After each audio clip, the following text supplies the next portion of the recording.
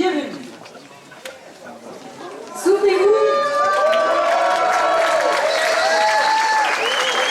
il y a 3 ans, presque jour pour jour, le 17 novembre 2012, nous étions 10 000 sur la Canebière et dans les rues de Marseille, tous mobilisés pour le mariage homme-femme et pour la filiation père-mère-enfant. De mémoire de Marseillais, on n'avait jamais vu une telle manifestation dans les rues de Marseille. Ce soir, nous sommes toujours là, car vous savez qu'à Marseille, on ne lâche rien. Donc merci à vous tous d'être là, merci à nos militants, merci aux sympathisants, merci aux participants de cette rencontre, et merci aux intervenants qui ont répondu oui à l'invitation de la Manif pour tous. Nous sommes impatients d'entendre leurs réponses à nos questions. Nous les écouterons attentivement pour nous faire une opinion de leurs pensées sur la famille et sur la société.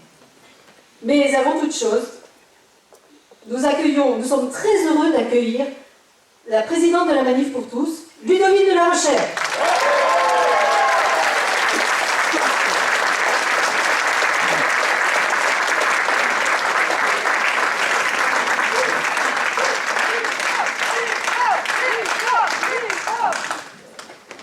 Chers amis, actuellement un nombre grandissant de Français ont l'impression de ne pas être ou de ne plus être représentés, loin s'en faut, par les politiques. Et ce, y compris, bien souvent, par ceux qu'ils ont élus. La conséquence étant que la défiance ou l'indifférence à l'égard de la vie politique s'installe. On observe même qu'entre la classe politique et les Français, ce n'est plus un fossé, c'est un abîme. Or, la gestion de la cité ne peut se dérouler en dehors de la cité sans la participation de nos concitoyens. Son fonctionnement en serait profondément altéré, la démocratie en danger et surtout l'intérêt général profondément atteint. De fait, c'est bien ce qui est en train de se passer, nous en sommes tous conscients. La Manif pour tous a donc conçu une nouvelle manière, inédite, de faire progresser la réflexion politique et de rapprocher les politiques des Français dans un objectif commun, la recherche de l'intérêt général. Notre rencontre de ce soir réunira des candidats tête de liste de la région PACA, de divers partis politiques. À ce titre, il s'agit d'un événement exceptionnel. Présents également des électeurs de diverses sensibilités politiques et aussi des électeurs qui, sans doute, ne sont pas encore décidés sur leur vote prochain. Nous sommes à quelques jours de l'échéance, le premier tour étant prévu le 6 décembre et le deuxième le 13 décembre. Cette soirée devrait vous aider à avancer dans cette réflexion. Alors l'objectif de ce soir n'est pas de balayer tous les domaines de la gestion de la cité et de la gestion de la région. Nous allons nous en tenir à l'essentiel, au cœur de toute société, la famille. La famille, en effet, est l'articulation entre la personne et la société. Elle donne toute sa place à la personne humaine, qu'elle accueille, éduque, prépare à la vie, notamment en société. Elle est véritablement la cellule de base de la société.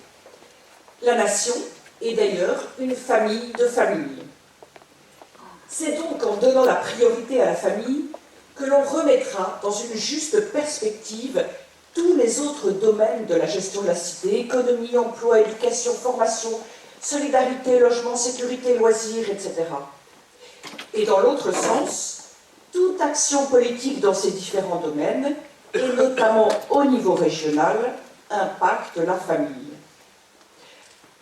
Avant de passer la parole aux candidats, quelques mots bien sûr sur la situation de la famille en France aujourd'hui. Nous sommes confrontés, nous le savons, hélas, à un contexte idéologique de promotion de l'individualisme. Certains vont jusqu'à souhaiter une société fondée sur l'individu et non plus sur la famille. Ils imaginent même que l'État pourrait remplacer la famille, comme si l'État pouvait apporter l'amour et la proximité relationnelle nécessaires à tout être humain, à commencer par les enfants.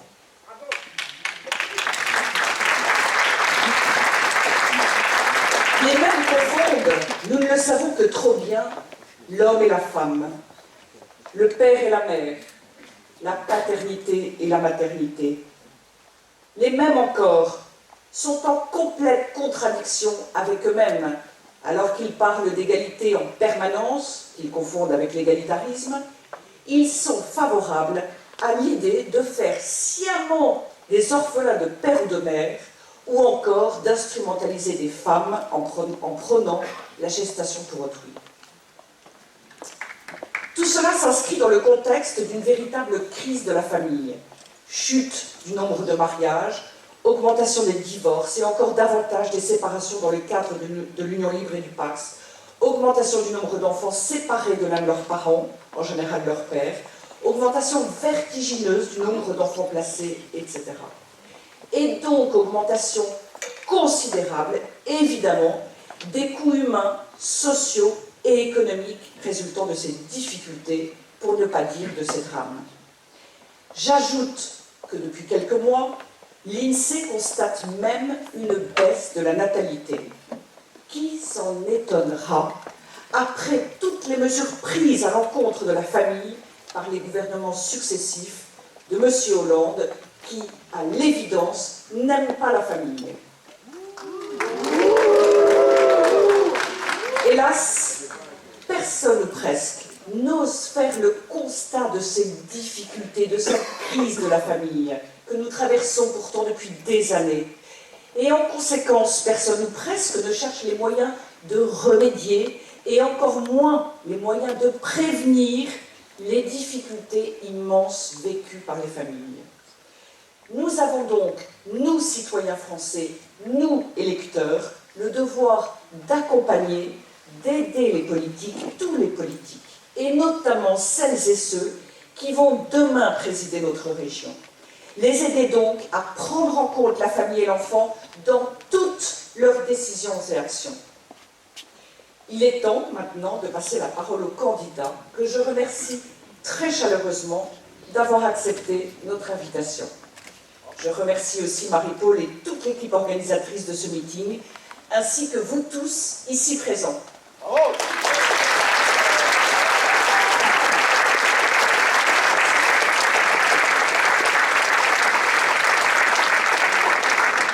Albéric Dumont, vice-président de la Manif pour tous, va venir nous parler et nous donner les règles de ce meeting exceptionnel. Merci Albéric.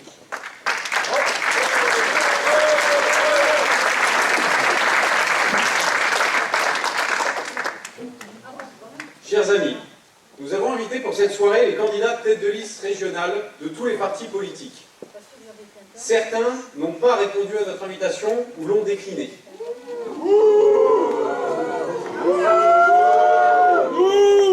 Cependant, 3 candidats, Jacques Bompard, Noël Chusiano et Marion Maréchal Le Pen, ont accepté de nous rejoindre et de répondre aux questions.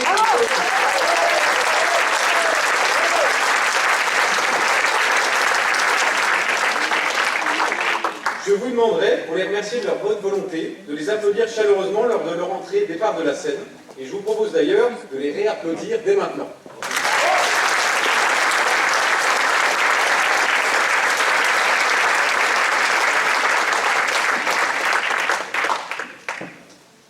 Ça va être... Merci. Je souligne, et c'est important, que nous nous sommes engagés à faire de cette soirée un moment d'écoute. Les questions que nous allons poser sont très importantes pour l'avenir. La responsabilité politique l'est aussi. Nous sommes tous concernés. Si nous sommes présents ce soir, c'est pour entendre les réponses des candidats et pouvoir éclairer. Il va falloir trouver une solution, monsieur. Je prends le micro dans ma main, si ça vous rassure. Et là, ça va.